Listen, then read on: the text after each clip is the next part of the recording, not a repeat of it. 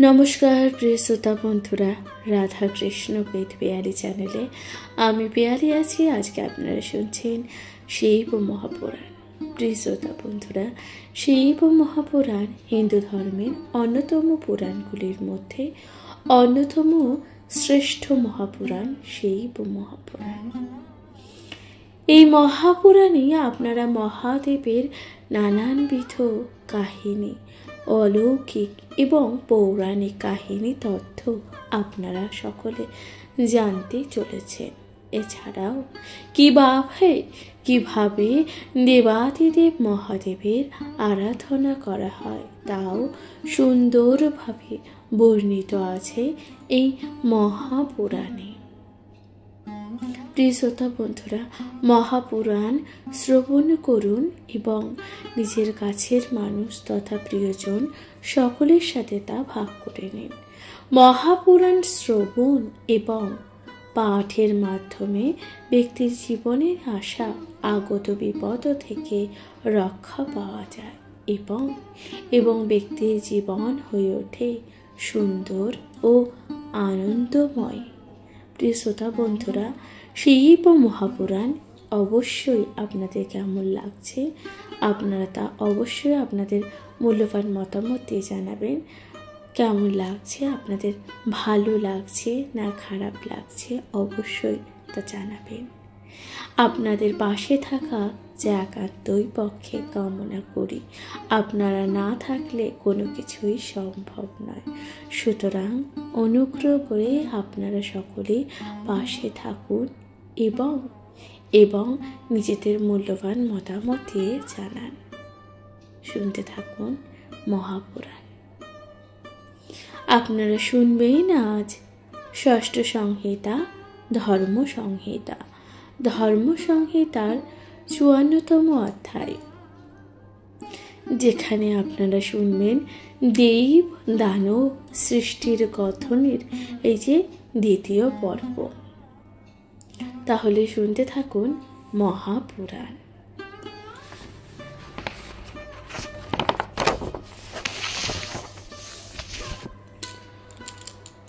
খর প্রভৃতি অর্থাৎ এই যে কিভাবে হিরণ্যকশ্যপ তথা দেবতা ও দানবদের জন্ম হয়েছিল সেই সকল বিস্তারিত বর্ণনা যা পাঠ করে শোনাতে চলেছি। তাহলে শুনতে থাকুন মহাপুরাণ। কি বলছে? সুত বললেন, খর প্রভৃতি দীর্ঘকায় প্রাণীরা সব তাম্রার গর্ভজাত বলে মনে করা হয়। কাকি, উলুকা, শৌনি ও ভাসি, এই যে সুগ্রীবী ও গৃধিকা ও সুখী, এই সকল পক্ষী জাতীয় স্ত্রী জাতি তাম্রার সন্তান। কাকি কাক জাতীয়দের জন্ম দেয়। ভালি ভাব নামক পাখি কুলদের জন্মদাত্রী। গৃধিকা গৃধদের জন্মদাত্রী। সুখী শখ পাখিদের জন্ম দেয়। সুগ্রীবী অন্যান্য সকল পাখিদের জন্ম দেয়। তাহলে এই যে পাখিদের জন্ম রহস্য বা তত্ত্বের বিষয় বলা হয়েছে। এছাড়াও অশ্ব, উট, গদর্ভ সবাই তাম্রার বংশজাত। বিনোদার দুই পুত্র অরুণ ও গরুর। অরুণ অতি সহিষ্ণু ও সূর্যের মতন বলশালী। তিনি তার সুকর্মের মাধ্যমে জগৎ বিখ্যাত হন। গরুর ছিলেন পক্ষীকুলের রাজা। সুরসার গর্ভজাত সন্তানেরা অন্তরে বা আতন্তে বলশালী। তারা হলেন সর্প জাতীয়। তাদের বহু মাথা তারা আকাশ পথেও বিচরণ করতে পারেন। তারা আকাশ পথে বিচরণ করতে পারেন। তারা সকলের দীর্ঘকায় এবং সর্পদের মধ্যে হলেন শেষ।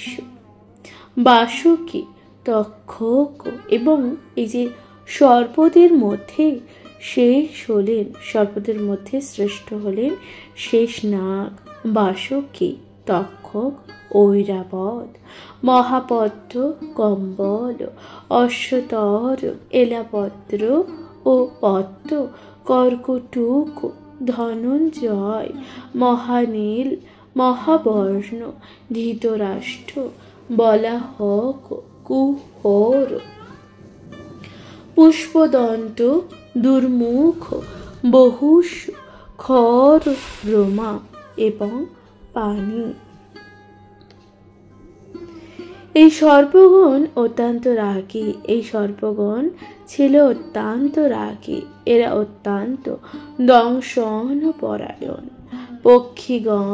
পক্ষীগণ সাধারণভাবে সবাই অসূচ।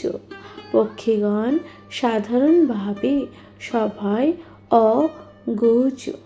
পশুরা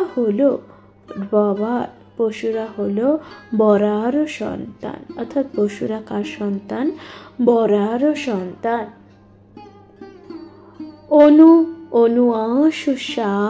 অনুয়াসুসার 50টি মহাবলশালী পুত্রের জন্ম হয়।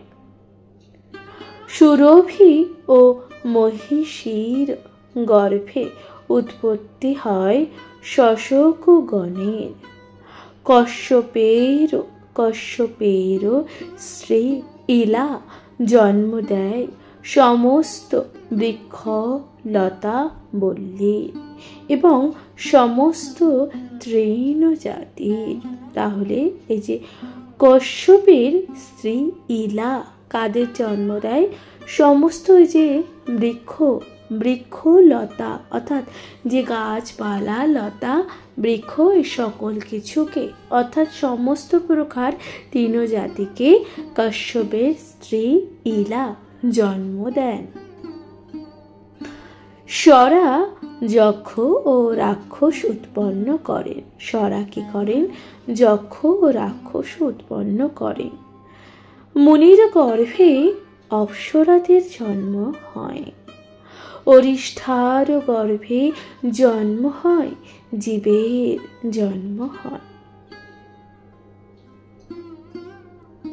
এই হলো কশ্যপ মুনির ঔরসে তার সমস্ত স্ত্রীদের গর্ভে বংশধর কর। এই যে সৃষ্টি তা সারচিস মন্বন্তরে ঘটে থাকে। বৈবস্বত মন্বন্তরে বরুণে এক বিরাট যজ্ঞ হয়েছিল। সেই যজ্ঞের হোত কার্য করেছিলেন স্বয়ং ব্রহ্মা। সেই সময় তিনি তার ঔরস, তিনি তার মানুষজাত কিছু প্রজা সৃষ্টি করেছিলেন। এক সময় দেবতা ও দানবদের মধ্যে যে যুদ্ধ হয়, অর্থাৎ এক সময় দেবতা ও দানবদের মধ্যে যে যুদ্ধ হয়, সেই যুদ্ধে দানবেরা নিহত হন। সেই যুদ্ধে কি হয়? দানবেরা নিহত হন।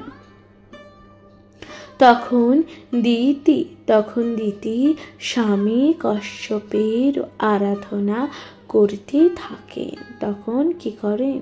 এই যে দিতি স্বামী, অর্থাৎ কার আরাধনা করতে থাকে? কাশ্যপের আরাধনা করতে থাকেন।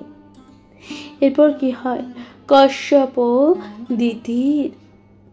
দিতির এমন পুত্র প্রার্থনা করেন যাদের ইন্দ্র বধ করতে পারবে না। কশ্যপ দিতির প্রার্থনা পূরণ করেছিলেন। কশ্যপ দিতির প্রার্থনা পূরণ করেছিলেন। দিতি পবিত্রভাবে গর্ভধারণ করেন। দিতি কি করেন? পবিত্রভাবে গর্ভধারণ করেন। কশ্যপ মুনি দিতির গর্ভ সঞ্চার করে তপস্যার জন্য যাত্রা করেন। দেবরাজ ইন্দ্র এই কথা জানতে পেরে দিতির গর্ভ নষ্ট করার পরিকল্পনা করতে থাকে। একদিন দিতি পা না ধুয়ে পশ্চিম দিকে মাথা দিয়ে শুয়েছিলেন। সেই দিন ইন্দ্র বজ্র হাতে দিতির গর্ভে প্রবেশ করেন। তিনি দিতির গর্ভের 7টি খণ্ডে বিভক্ত করেন। গর্ভের সন্তানেরা কাঁদতে থাকে। ওই 7টা খণ্ডের একটা খণ্ড ছিল অত্যন্ত বলবান। তারা আকাশপথে ভ্রমণ করতে পারত। তারা 49 বায়ুরূপে পরিগণিত হলেন। তারা ইন্দ্রের সহায়ক। প্রজাপতি হরি তাদের রাজ্য প্রদান করেন। প্রজাপতি হরি তাদের কি করেন? রাজ্য প্রদান করেন। এবং তবে পৃথুকে প্রথমে রাজ্য দেওয়া হয়। অরিষ্ঠ পুরুষ বীর কৃষ্ণ জিষ্ণু প্রজাপতি পর্জন্য ধন্যধাক্য যাদের নাম, তারাই এই জগতের অধিপতি। এরপর কি হয়? ব্রহ্মা বেণুপুত্র পৃথুকে প্রথমে রাজ্যে অভিষিক্ত করে। এরপর এই যে ব্রহ্মা বেণুপুত্র পৃথুকে প্রথমে রাজ্যে অভিষিক্ত করেন। তারপর অন্যান্য সকলকে রাজ্য প্রদান করেন। তারপর কি করেন? অন্যান্য সকলকে রাজ্য প্রদান করেন। প্রিয় শ্রোতা বন্ধুরা, তাহলে এখানে সমাপ্ত হলো 54তম অধ্যায়, যেখানে আপনারা শুনলেন দেব দানবাদী সৃষ্টির কথন অন্তিম পর্ব। অর্থাৎ এই যে জগৎ সংসারে কিভাবে দেবতাদের, দানব, যক্ষ, রাক্ষস, এছাড়াও পশু পাখি, এছাড়াও গাছপালা, তৃণ, সকল কিছুর কিভাবে সৃষ্টি হয়েছিল, সেই সকল কথাই আপনারা শুনলেন। এছাড়াও কিভাবে সর্পদের সৃষ্টি হয়েছিল এবং সর্পদের মধ্যে উত্তম কারা কারা ছিল, এই সকল কথাই আপনারা শুনলেন। আশা করছি তা আপনাদের ভালো লাগলো। মহাপুরাণ আপনাদের কেমন লাগছে অবশ্যই আপনাদের গুরুত্বপূর্ণ মতামত জানাতে ভুলে যাবেন না। চ্যানেলে প্রথমবার শুনে থাকলে অবশ্যই পাশে থাকুন। নিজের কাছের মানুষ তথা প্রিয়জন সকলের সাথে ভাগ করে নিতে ভুলবেন না।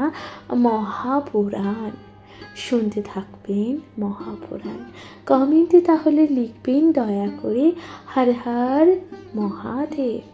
অবশ্যই পাশে থাকবেন, শুনতে থাকবেন মহাপুরাণ। এর পরবর্তী অধ্যায় আপনারা শুনছেন 50তম অধ্যায়। শুনতে থাকুন মহাপুরাণ।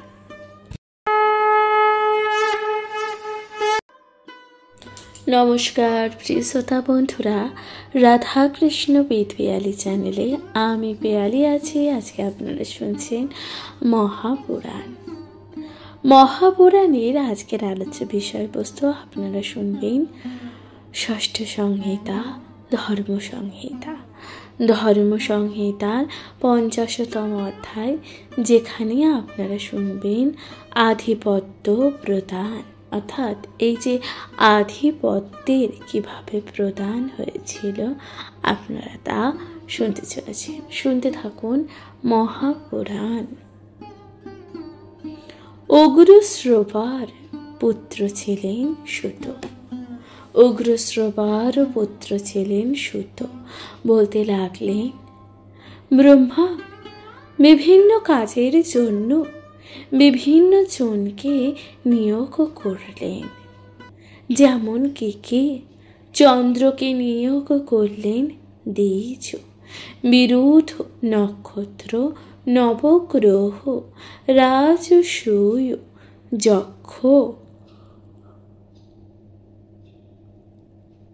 পঞ্চতপা, তপস্যা ও রাজকার্যের জন্য। অর্থাৎ এই যে চন্দ্রদেবকে কি কাজের জন্য নিয়োগ করলেন? চন্দ্রদেব নিয়োগ করলেন কাদের? দেখুন, বলছে যে দ্বিজ, বিরুধ নক্ষত্র, নবগ্রহ, রাজসূয়, যক্ষ, পঞ্চতপা, তপস্যা ও রাজকার্যের জন্য। বরুণ দেবকে নিয়োগ করলেন। বরুণ দেবকে কি কাজে নিয়োগ করলেন? সমস্ত জলরাশির প্রভু করে। এই যে আমাদের বিশ্বে সকল প্রকার জলরাশির কারণ কে? অর্থাৎ জলরাশির প্রভু কে? বরুণ দেব। বরুণ দেবকে নিয়োগ করলেন। রাজগণের প্রভুত্বে বৈশ্রবণকে অভিষিক্ত করলেন। ভগবান বিষ্ণুকে নিয়োগ করলেন দ্বাদশ আদিত্যের প্রাধান্য করতে। ভগবান বিষ্ণুকে নিয়োগ করলেন কে? দ্বাদশ আদিত্যের প্রাধান্য করতে। অষ্টবসুর মধ্যে অগ্নিকে নিয়োগ করলেন। তাহলে এই যে অষ্টবসুর মধ্যে কাকে নিয়োগ করলেন? অগ্নিকে। প্রজাপতি ও সমূহের মধ্যে দক্ষকে শ্রেষ্ঠ করলেন। প্রজাপতি সমূহের মধ্যে কাকে শ্রেষ্ঠ করলেন? দক্ষকে।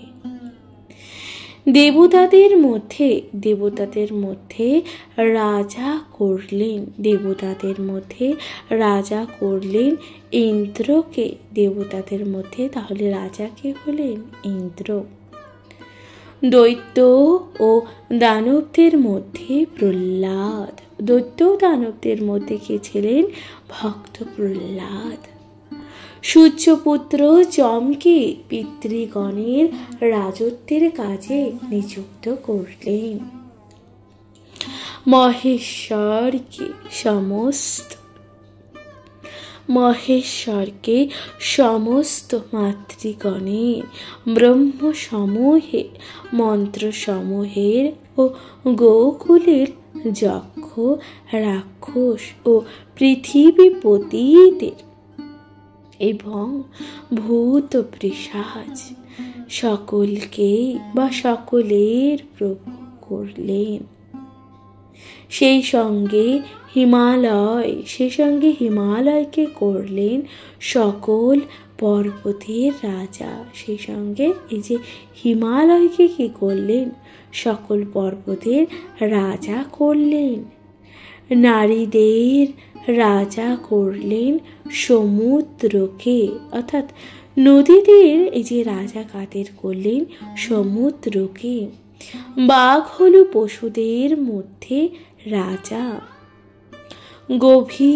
অর্থাৎ এই যে সকল পশুদের মধ্যে রাজা কে ছিলেন?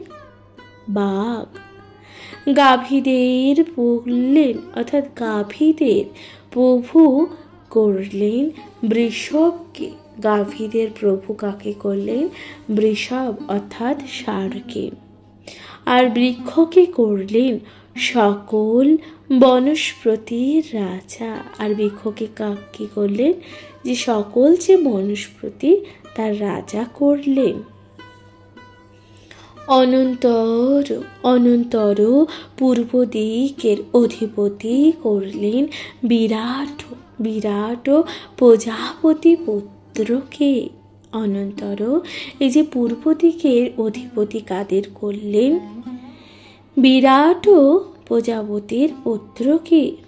দক্ষিণ দিকের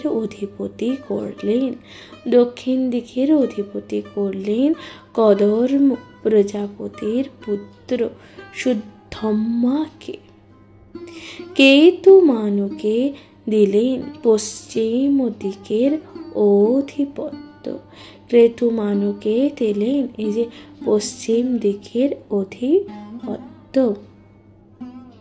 সেই সঙ্গে উত্তর দিকের আধিপত্য দিলেন পর্জন্য নামক প্রজাপতির পুত্র হিরণ্য রোমাকে, এবং সেই সঙ্গে উত্তর দিকের অধিপতি দিলেন প্রজন্য নামক প্রজাপতির পুত্র হিরণ্য রোমাকে।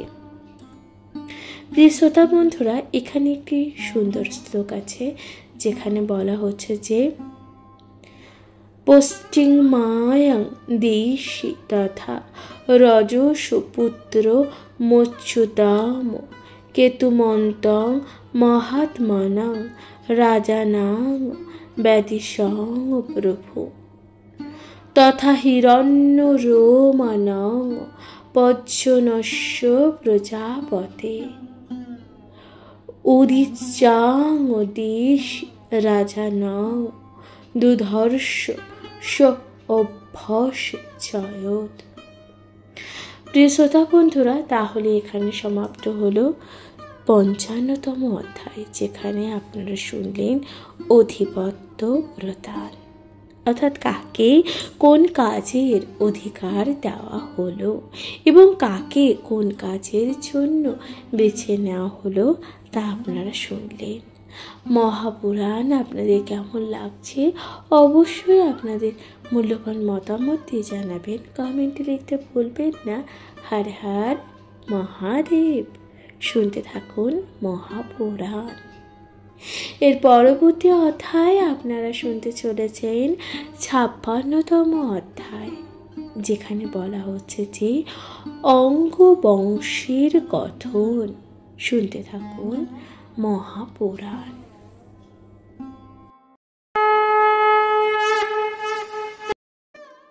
নমস্কার প্রিয় শ্রোতা বন্ধুরা, রাধাকৃষ্ণ বেদ পিয়ালি চ্যানেলে আমি পিয়ালি আছি। আজকে আপনারা শুনছেন মহাপুরাণের আজকের আলোচ্য বিষয়বস্তু ধর্মসংহিতা, অর্থাৎ ষষ্ঠ সংহিতা ধর্মসংহিতা। আপনারা শুনছেন ৫৬তম অধ্যায়, যেখানে বলা হচ্ছে যে অঙ্গবংশের কথন। শুনতে থাকুন মহাপুরাণ।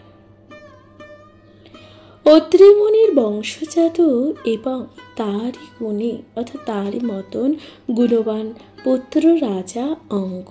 অত্রি মুনির এই যে বংশজাত এবং তারই গুণী তারই মতন গুণবান পুত্র রাজা ছিলেন অঙ্গ। এই অঙ্গরাজার কন্যা ছিলেন সুনীতা। এই অঙ্গরাজার কন্যা কে ছিলেন? সুনীতা। সুনীতার গর্ভজাত সন্তান ছিলেন বেন, অর্থাৎ এই যে সুনীতার গর্ভজাত সন্তান কে ছিলেন? বেন। সেই বেনও ছিল অত্যন্ত অধার্মিক ও কর্মচারী ছিলেন। বেন এমনকি অধার্মিক ছিলেন যে তার রাজ্যে কোনো ধর্মকাজও হতো না। মরীচি প্রভৃতি মহেশ্বগণ বেনু রাজাকে বলেছিলেন যে, হে রাজন, তুমি অধর্ম আচরণ করো না। বেনু রাজাকে বলেছিলেন যে, হে রাজন, তুমি অধর্ম আচরণ করো না। অধর্ম পরিত্যাগ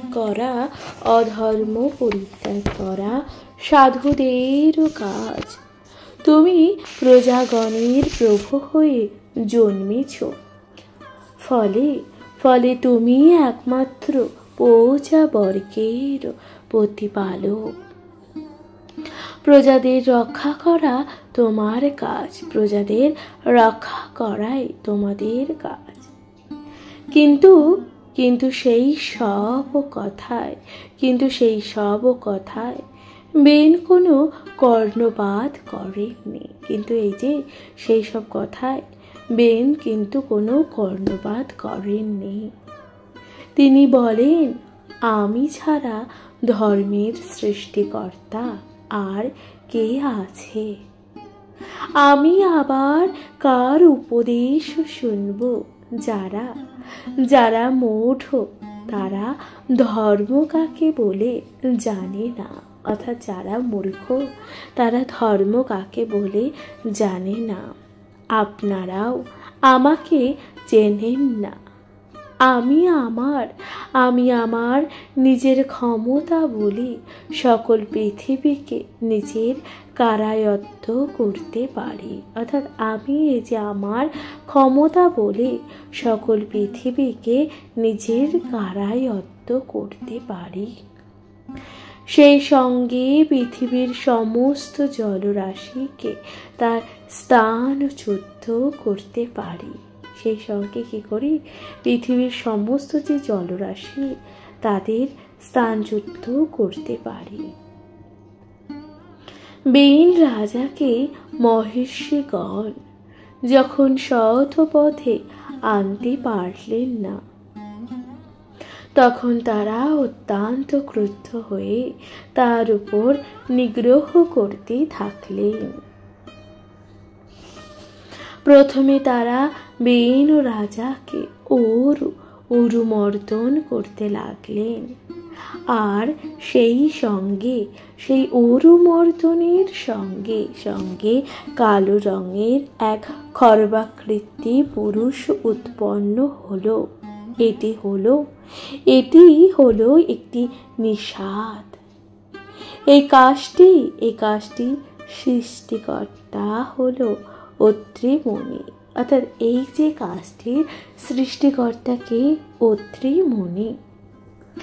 প্রিয় শ্রোতা বন্ধুরা, এখানে একটি সুন্দর শ্লোক রয়েছে, যেখানে বলা হচ্ছে যে তস্মিন শুদ্ধম মানে বৈ রাক্ষুর প্রজ্ঞাপান হর্ষে হোষি মাত্র পুরুষ কৃষ্ণশ্চাপি বভুর।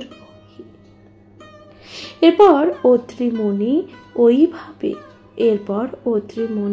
ওইভাবে বেনু রাজার পাপ রাশি থেকে ধীবর জাতির সৃষ্টি করে। এছাড়া যত বিন্ধ্য পর্বতবাসী পুরিন্দ জাতি, দুষ্কর এবং চণ্ডাল জাতি সবই বেনু রাজার পাপরাশি থেকে জন্ম নেন। ক্রমে মরিচ প্রভৃতি এই যে মুনিগণ বেনু রাজার ডান হাত থেকে অরুণী কাঠের মতন মর্দন করতে লাগলেন। তখন সেই বেনু রাজার দক্ষিণ হস্ত থেকে অগ্নির মতন প্রচণ্ড তেজস্বী পৃথু উৎপন্ন হলেন। এই পৃথু পরবর্তীকালে রাজা হন। রাজা হন। ইনি খুবই ধর্ম পরায়ণ। অর্থাৎ এই যে রাজা পৃথু ছিলেন অত্যন্ত ধর্মপরায়ণ একজন রাজা। এই যে পৃথু রাজার জন্ম থেকে প্রাণীগণ স্বস্তির নিঃশ্বাস ফেলে। অর্থাৎ এই যে পৃথু রাজার যেই জন্ম হয়, পৃথু রাজার জন্ম থেকে প্রাণীগণ স্বস্তির নিঃশ্বাস ফেলে। এই পৃথুর ধর্মপরায়ণতার ফলে বেনু রাজা স্বর্গে গমন করেন। এই পৃথু তার পিতাকে পুত্র নামক নরক থেকে উদ্ধার করেন। পৃথু রাজা হওয়ার কালে সমুদ্র ও নদীগণ বিভিন্ন উপহার নিয়ে আসেন। ভগবান ব্রহ্মা দেবতা ও অঙ্গিরার পুত্রদের নিয়ে একসঙ্গে পৃথুকে রাজা হিসাবে অভিষিক্ত করেন। পৃথু তার সৎ গুণের মাধ্যম সবাইকে মুগ্ধ করেন। অর্থাৎ রাজা পৃথু তার এই যে সদ্গুণের মাধ্যমে সবাইকে মুগ্ধ করেন, তাই তারা সবাইকে অনুরাগ জন্মেছিল। পৃথু রাজার প্রতি সবার এমন অনুরাগ ছিল যে তিনি নদী পার হতে গেলেও নদী স্তম্ভিত হয়ে যেত। তাকে যাওয়ার পথ দিয়ে করে দিত। পার্বত্য দেশে যাত্রা করলে সকল পর্বত তার পথ নিষ্কটন করে দিত। তার রাজত্বকালে অল্প কর্ষণে মাটি শস্য জন্মাত, অল্প আগুনেও রান্না প্রস্তুত হতো। গাভীরা নিজেদের মনের মতন প্রচুর পরিমাণে দুধ দান করত। পৃথুর রাজত্বকালে ব্রহ্মার যজ্ঞের ফলে সৌত দিবসে সতীর গর্ভে মহামতি সুত জন্ম নিলেন। সেই যজ্ঞের সময় মাঘধং জন্মগ্রহণ করেন। ঋষিদের কথা শুনে সুত ও মাগধ পৃথুর স্তবত শুরু করেন। তাতে পৃথু খুশি হয়ে সুতকে অনুপ্রবেশ এবং মাগধকে মগধেশ প্রদান করলেন। পৃথু রাজার ওই দান ও কার্য দেখে ব্রহ্মা ও অন্যান্য দেবতাগণ খুশি হলেন। হঠাৎ পৃথু রাজা স্বর ও ধনুকে নিয়ে পৃথিবীর প্রত্যুত গমন করতে লাগলেন। ভগবতী পৃথিবী তখন পৃথুকে ওইভাবে বের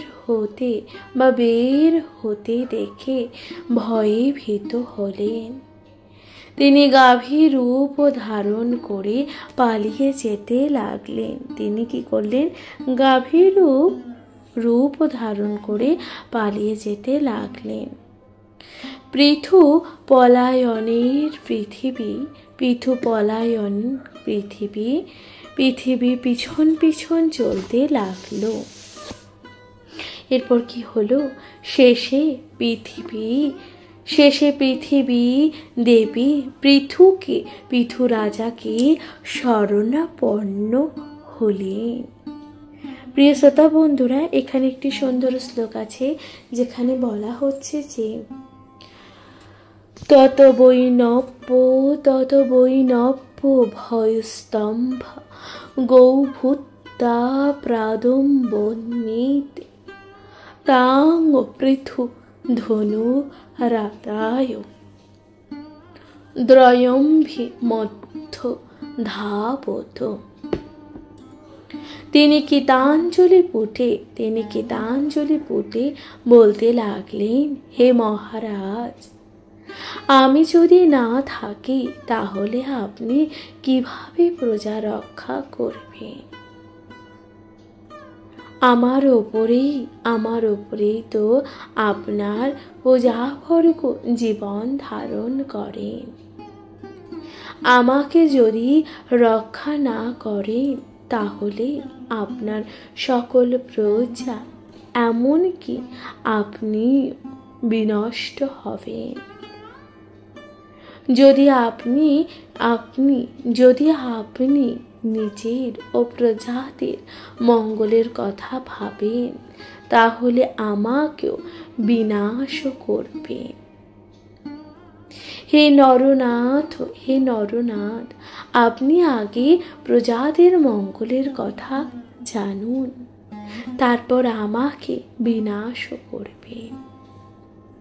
পৃথু রাজা তখন পৃথিবীকে অর্থাৎ দেবী পৃথিবীকে বললেন, হে পৃথিবী, যে ব্যক্তি এক ব্যক্তির জন্য অন্য ব্যক্তিকে নষ্ট করে, তার অনেক পাপ সঞ্চয় হয়, কিন্তু বহু ব্যক্তির জন্য এক ব্যক্তিকে বিনষ্ট করলে কোনো পাপ হয় না।